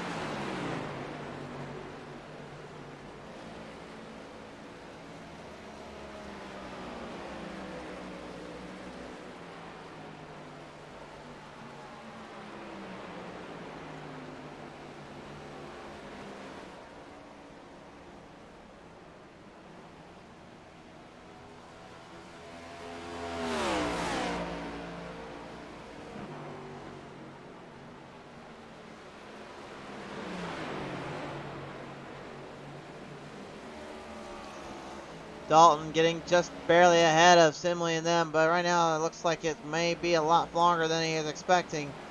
Simley desperately trying to catch him, but I honestly think at this point the Reign of Terror has already outdone everybody. He went in on time, he went in the perfect spot, nailed his corners and nailed his run, and once more, he has put everybody in their place.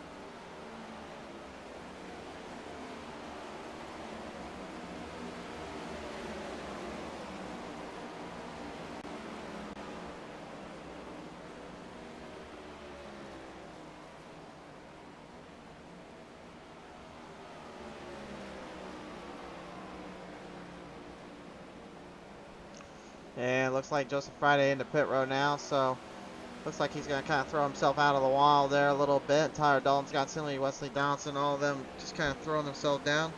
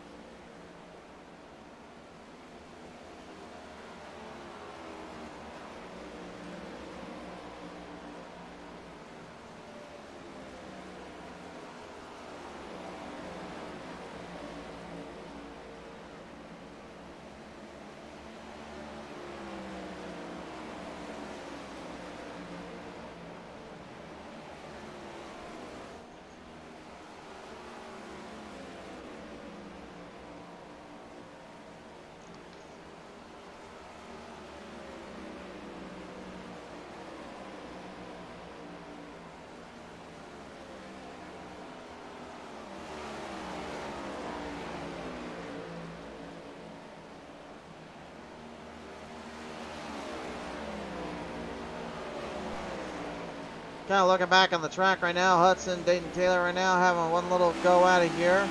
This is your battle for the top 5 spots.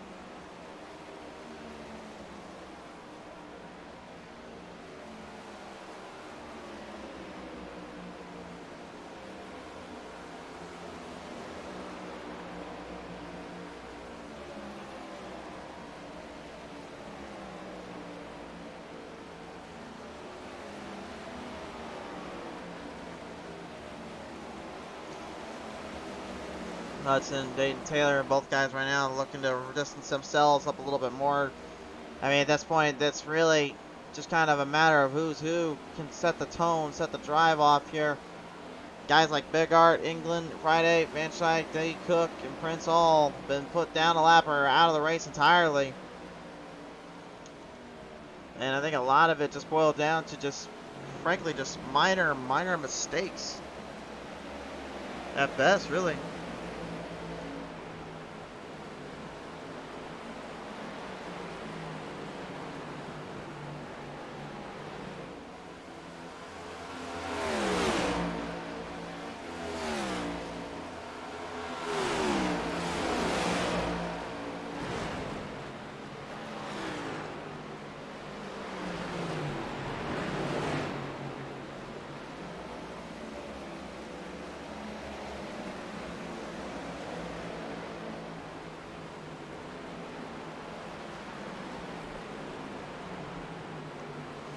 Bobby Wetzel, the 9, earlier on, having an amazing battle there with Charles Van Schaik for the race lead. Got kind of derailed and kind of transferred back a little bit. Now kind of just looking on. Has a bit of an edge to sketch on what he was doing. Trying to sketch his way around the track though. Maurice Burnett, the number 8 machine, looking keep his ground, keep his solitude in motion. Cody Sturgill also in that playing field.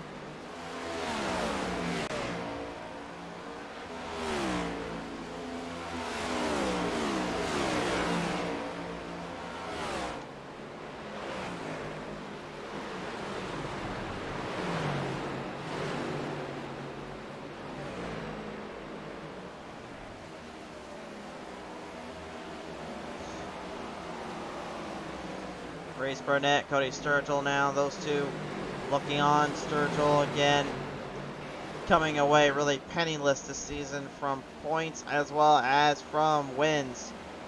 And it's not like he has not tried to put his talents to good use. He has before, but you know, it's just like I say earlier, it's like when 7500 and GOAT Racing League merged together to create this dynamic duo of raw power and speed, this league, in my opinion, became really all about who could figure the track out the fastest, who could figure it out the best, and despite multiple winners,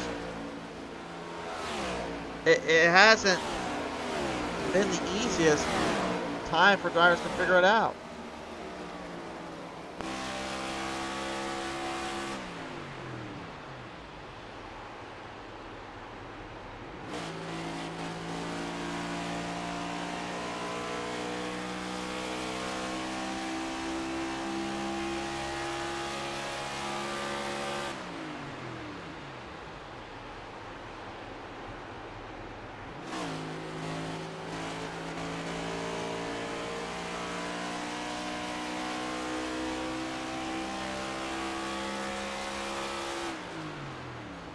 Here, Scott Silmy right now, man, he is just hoping and praying he can keep this thing on.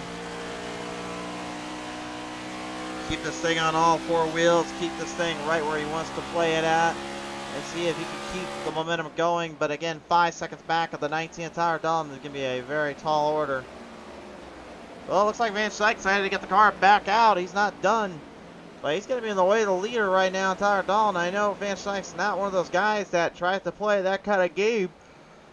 I don't know what he's going to do though, but Dalton is coming up on him, so maybe he's just trying to keep his speed up, maybe hoping for the best, but at this point there's really no choice he has. He's just pretty much kind of been left in the dust.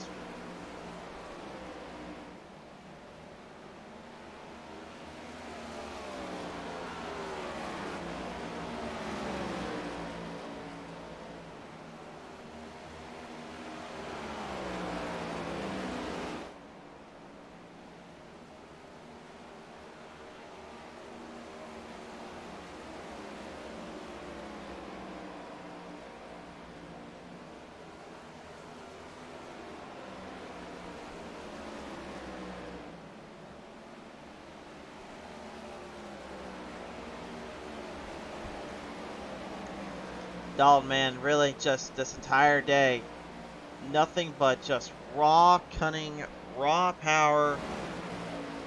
Man.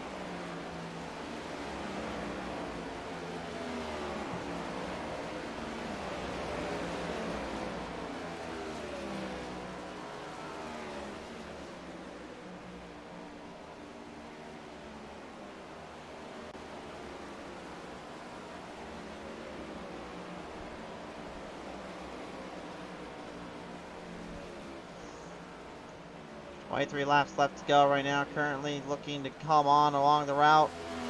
Lap traffic. Richard Crane now on the way here. So 16th, 15th on back now. I should say been lapped down by the Reign of Terror himself.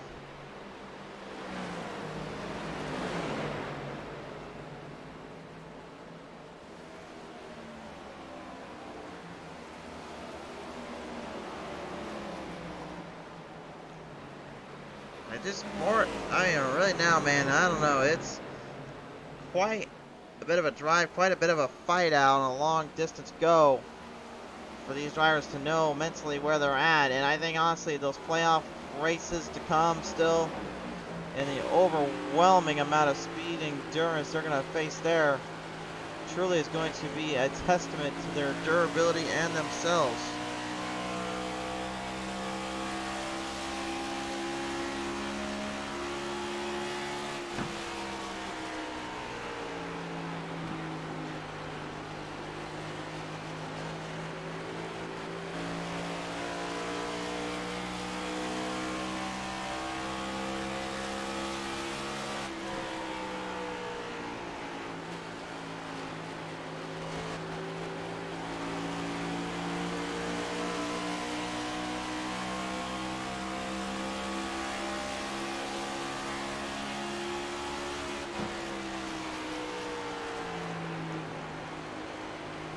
Cody Sturgill right now, in my opinion, probably getting the best out of his equipment that he's getting right up to this point here. Katina, a little problem down there in the 14, gonna pit it down there.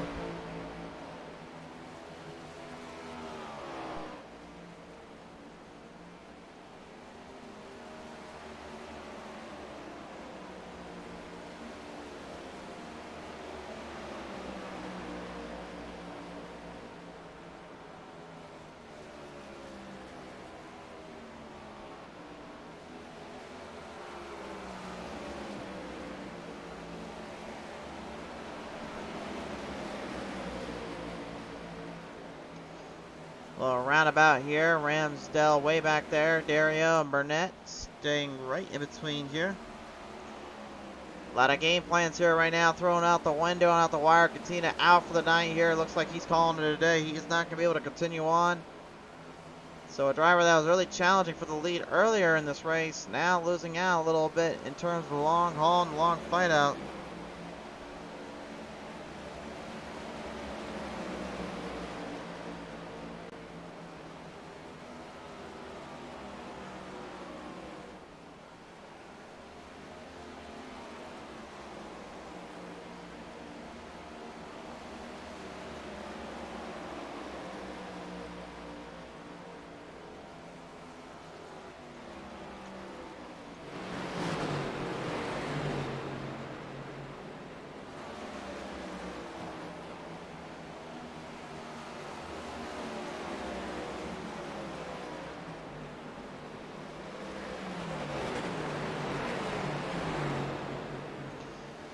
So right now, Sturgill moving in the ninth spot. Ron Holyfield going up in the top 10. Dario falling back a little bit of ways.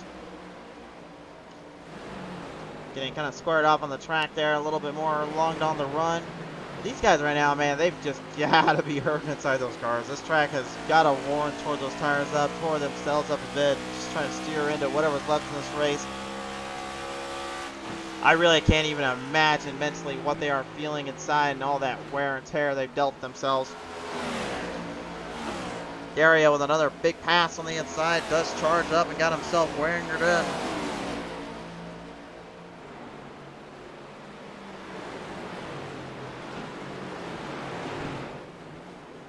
Dade Taylor and Scott Sinley, though, literally pretty much at this point, the last great battle up to the top spot.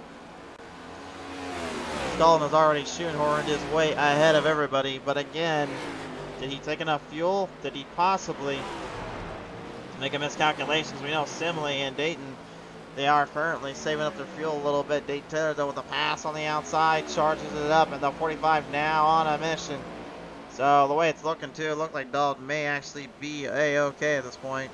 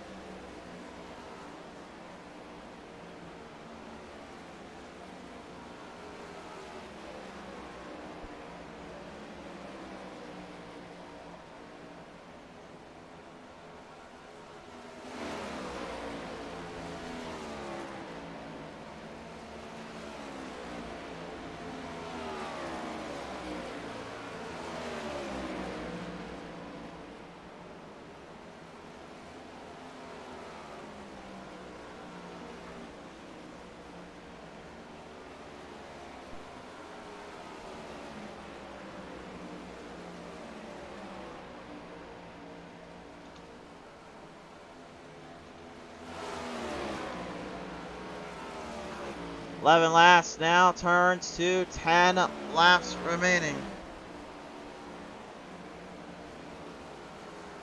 10 more laps left to go. Right now, your race leader, Tyler Dalton, looking to just cap off another great ending to his name. Where drivers got 2 or 1, Dalton tripled or quadrupled it by many numbers.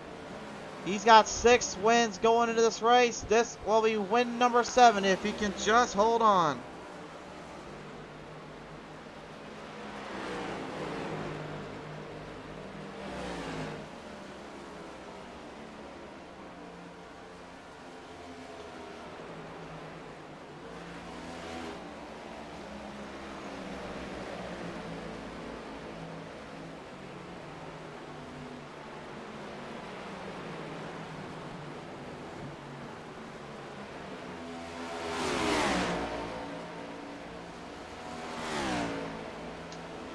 Christoph Hall, Cody Sturgill right now looking to kind of even themselves in a little bit. Looks like Sturgill keeping a little bit of a pace there on Hall. Hall looks like he may have kind of lost out a little bit of a gap, a little bit of a striving point there.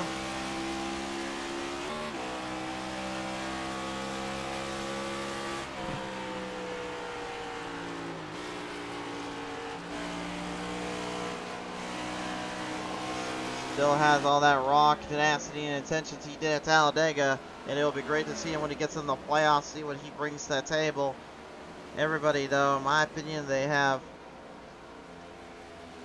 done their part today.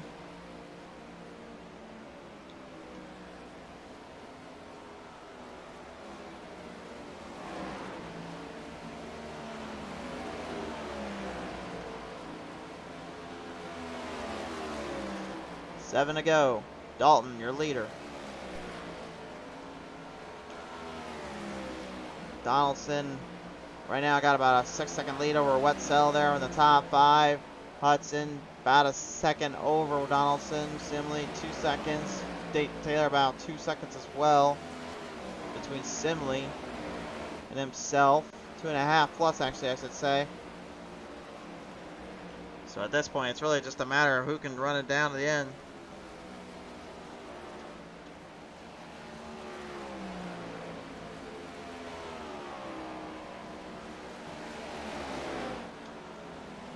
All now, 5 laps to go.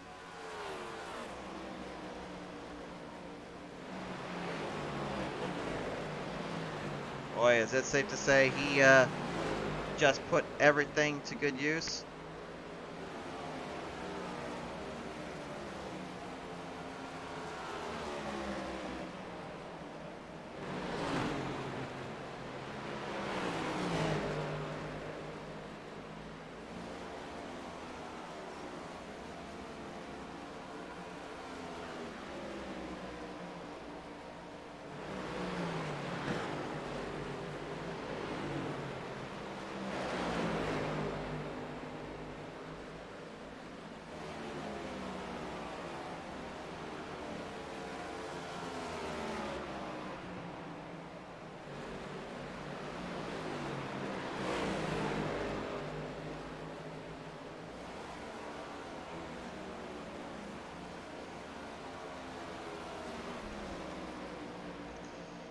All now only having 3 laps left to go. He has got everything figured out. Sturgill and Hall still trying to just get that last position. That last little bit of run left, whatever they can get out of it. Dahl just needs to continue to maneuver his way with traffic ahead of him.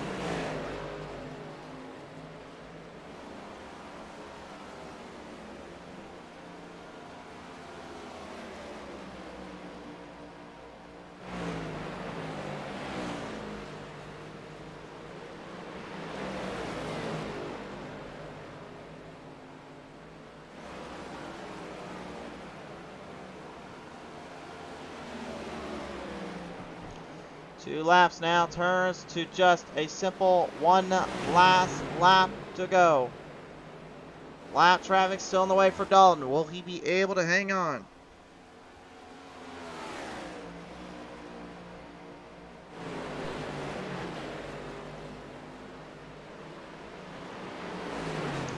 Dalton this season in the Next Gen Cup Series just been nothing but pure brilliance and domination. And yet again, through turn number 3 to turn number 4, you know what I'll say with those famous words? The reign of terror lives on. Tyler Dalton is going to win it here at Nashville Superspeedway. A long, drawn out edge for these drivers. But Tyler Dalton just planted above all else.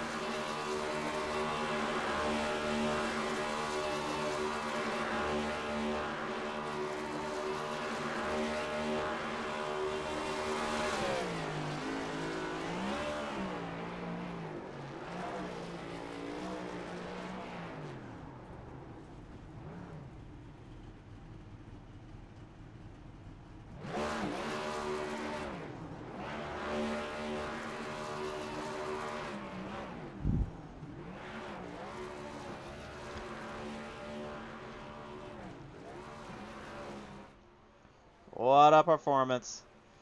Race fans, your results popping up on your screen. You guys know the drill. Our first place finisher today, of course, the reign of terror himself, Tyler Dalton, taking another one home. Dayton Taylor threw everything he had at him. So did Scott Simley. Both come up just short, second and third respectfully. Joe Hudson, a great showing from him in the 15, gets a top 5. Wesley Donaldson going in the 5th there. Bobby Wetzel going 6th. Cameron Dario going 7th. 8 to Alan Wild, 9th to Cody Sturgill, and Christoph Hall rounds out top 10 in this bracket a very solid race for those drivers and a solid race for everyone else around. They certainly did everything they could. Unfortunately, as the old story goes, they just could not simplify what Dalton had done. Well, there is a little bit of work to do, race fans, so let's head down the track, ladies and gentlemen.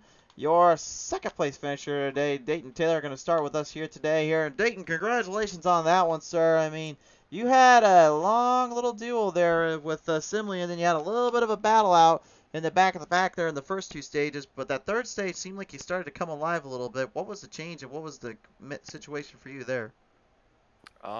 Very fuel safe. That's pretty much the name of the race there. Um, really in the final stage, you had to kind of stretch it 49-ish laps, 48, 49 laps to really be able to push there at the end, which only me and Tyler were really only be able to make that. So, yeah, I also pit crew only put 10.9 gallons in, so I had to stop and go again to let them top off. So lost me like a good 5 seconds. So wish I could have raced Tyler there at the end, but it is what it is.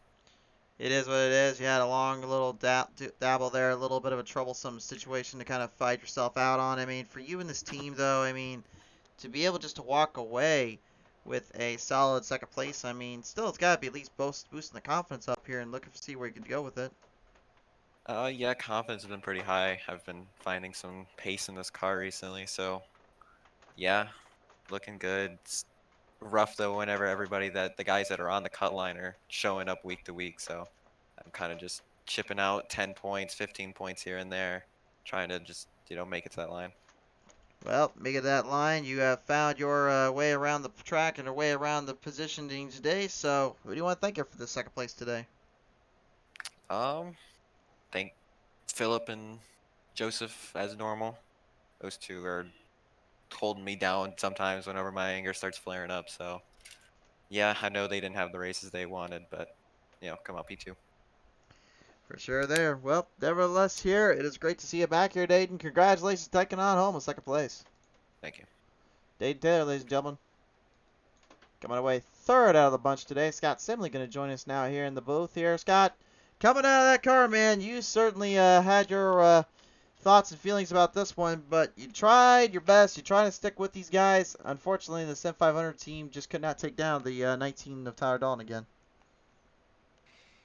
Yeah, I I struggled with saving that much. I need to back the corners up even more, obviously, but um, at the end of that second stage, I ducked in and Tyler ducked in two with two to go, but I even ducked in with one to go.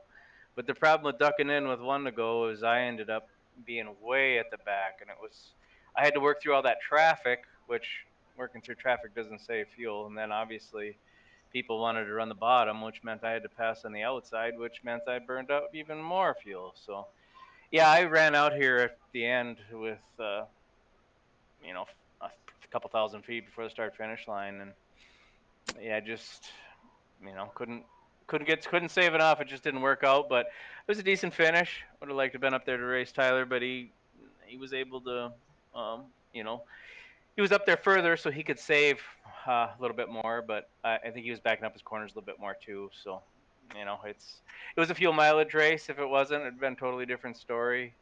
Would have definitely had second, and maybe race Tyler, but it was still a good night. Still a good night indeed. Still a lot of pressure put on you and the team here. I know, Simley, obviously you worked pretty hard there for this kind of control, this kind of playing ship of the race here. But I'll ask kind of this situation here, though. I know obviously playoffs are coming up real soon. I mean, does kind of the focus of knowing that you have a few wins from these series is really kind of boil down to just making sure that when you get into the playoffs picture, you're just ready to kind of take everything you've learned and just do as much as you can with it? Yeah, I mean you got to make it, and I shouldn't have a problem doing that. Tyler's gonna be tough to take down. Um, and just getting in there, one bad race could really screw things up. So, trying to be consistent and uh, stay clean. Like I said, one you get one bad wreck that you get involved in, it could put you back in the points. But we'll take what we can get, and hopefully we'll take a shot at the championship and see if we can take her. See if he can take her home indeed. Nevertheless, Simile, anybody else want to thank you for this one? Thank you for broadcasting and Sim 500 in the GOAT League. Um, yeah, that's about it. Just hopefully I don't know how the broadcast turned out with if it was a lot of racing or if it was a lot of fuel mileage, so it didn't have a lot of racing on the track. But hopefully everybody enjoyed it, and yeah, that's about it. For sure there. All right. Well, nevertheless, though, congratulations rolling it on down here for a third place finish. Thanks, Christian. Scott Simley, ladies and gentlemen, going for the long haul, going for the distance, but I think now I think you guys probably have an idea who is the one that took it the longest in the distance department. You know who he is. The Reign of Terror is back, ladies and gentlemen. Tyler Dalton, yet again, you come out here and put a boot to everybody and then put a stomping on the rest in that final stage. Talk me through this one. Yeah, there was a little bit more fuel saving than I'd preferred there. Just with the way the laps worked out there and the caution coming out like right before the stage was supposed to end there for stage 2. But at that point, we just had to save heavy, and I made sure I was wanting to save enough fuel in that first run before we pitted to make sure that I didn't have to save it all and I could shift on the second run because I wasn't shifting at all on the first run. I was faster than Charles, but I'm perfectly content to ride here and save fuel. If I can just ride here, that's what we did. Was able to make it another lap or two than most people.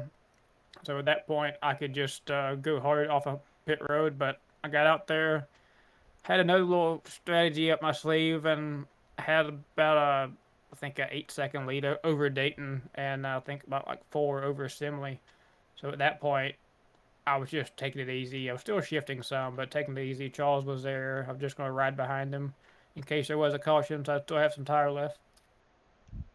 Well, you hanged on there to the very end. I'll talk you through this too as well. I mean, stage 1, you pretty much going to have that one seized up. Stage 2, you had a little bit of a fuel mileage run to deal with. Big Art getting around you, then he runs out of fuel. And then obviously, final stage, Van Schaik makes that mistake, gives you the opening. I mean, from there, really, were you just kind of just thinking, make sure to stay away from everybody else? Or are you thinking maybe at this point, well, I might as well just kind of do whatever I want because I've already got this one wrapped up?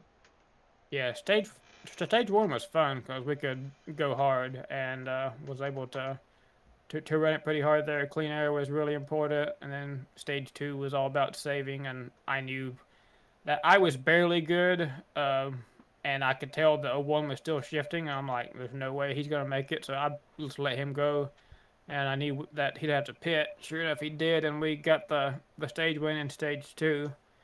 And then there at the end, after I saw the lead that I had, it was just pretty much don't kill the tires in case there's that caution. In case there's that caution, in case there it costs you this rest of this bit. But hey, didn't cost you this time, Dalton. Who do you want to thank here for this one, buddy? I just want to thank all the Sim 500 Mafia. Sucked for Joey. He was having a really good run, but they didn't put enough fuel in the car. The rest of the guys had a pretty good run though. Joe and Bobby, 4th and 6th. So I want to thank them. I want to thank all the admins here at GOAT and Sim 500. I know a lot of work goes into putting on these races, and I want to thank you for putting on the broadcast. For sure there. All right, well, Dalton, congratulations. Rolling them on up for a win today. Thank you. Well, safe to say, race fans, he's pretty much just back and loaded up as much as he possibly wants to be. He'll take another one home, and now I believe this is number 7 to his list. So a big thank you to our friends, of course, at Jack Racing's Collectibles, Cornhole Coffee, and Global Strategy Team, of course, for sponsoring this entire series. Race fans, been a pleasure with you. I hope you've enjoyed a little bit of it. We'll see you guys next time when we get back here live tomorrow night. It will be with Sunday night's Battle of the Motor Racing League, but do not fear, I have something special coming in due time. I'll tell you more about it when the future rolls around. Thanks so much for tuning in.